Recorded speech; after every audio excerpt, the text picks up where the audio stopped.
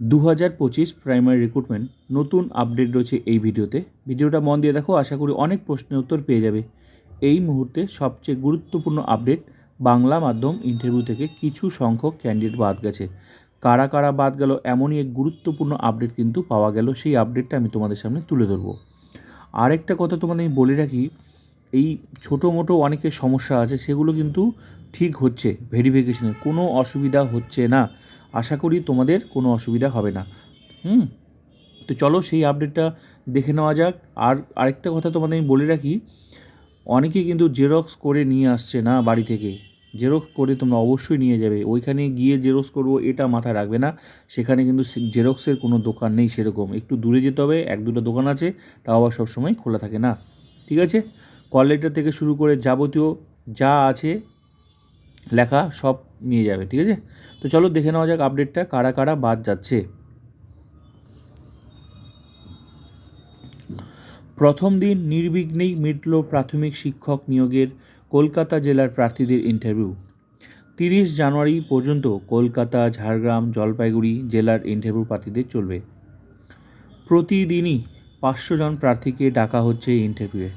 পর্ষদের এক কর্তা বলেন, ইন্টারভিউয়ে গড় হাজিরা খুবই কম, তবে অনেক প্রার্থীকে বিভিন্ন কারণে বাদ দিতে হয়েছে। কেউ হয়তো উচ্চ প্রাথমিকের পার্শ্ব শিক্ষক, তাই প্রাথমিকের পার্শ্ব শিক্ষকরা যে বয়সের ছাড় পাবেন তা তারা পাননি। এনআইওএসের মাধ্যমে ডিএলএড করা প্রার্থীদেরও বাদ দেওয়া হয়েছে, তবে আবেদনের সময় তথ্য গোপন করার ফলেই এই ধরনের প্রার্থীদের ইন্টারভিউয়ে ডাকা হয়েছিল। তবে ভেরিফিকেশন পদ্ধতির পরে তারা বাদ চলে গিয়েছেন। এমনই গুরুত্বপূর্ণ আপডেট কিন্তু পাওয়া গেল। তো আমার মতে যারা কল লেটার পেয়েছো অবশ্যই যাওয়া উচিত, কারণ ওদের রুলসে কী লেখা আছে সেগুলো তোমরা ভালো করেই জানো। তবুও যদি তুমি কল লেটার পেয়ে থাকো অবশ্যই তোমার যাওয়া উচিত।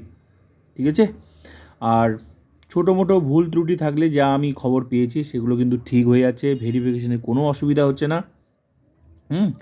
আর ডেমো নিয়ে অনেকেই টেনশনে আছে, ডেমো কী হবে। ডেমো তোমার 1 থেকে 5 পর্যন্ত, ঠিক আছে, ভালো করে প্রত্যেকটা ক্লাসের সিলেবাসটা ভালো করে তোমরা জানবে। ঠিক আছে, নিজের সাবজেক্টটা ভালো করে জানবে।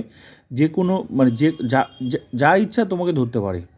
ঠিক আছে, তো আশা করি তোমাদের কোনো অসুবিধা হবে না। আর ডেমো সবসময় নিজেরটাই তোমাকে বলতে দেওয়া হচ্ছে, তোমার পছন্দটাই বেশিরভাগটাই বলতে দেওয়া হচ্ছে। অসুবিধা কিন্তু হচ্ছে না।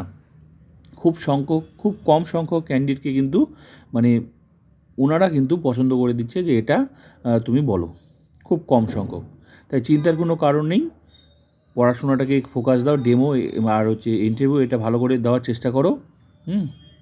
আর ওরকম কোনো সিলেবাস নেই যে তোমাকে এই বিষয় থেকেই ধরবে আর ওই বিষয় থেকেই একটা সাজেশন ভিত্তিক পড়াশোনা করে যাবে, কারণ তুমি টিচার হবে। ঠিক আছে, তোমাকে যে কোনো প্রশ্ন করতে পারে, সেরকম প্রিপারেশন নিয়ে তোমরা যাও, আশা করি ভালো হবে, অবশ্যই তোমাদের চাকরি হবে।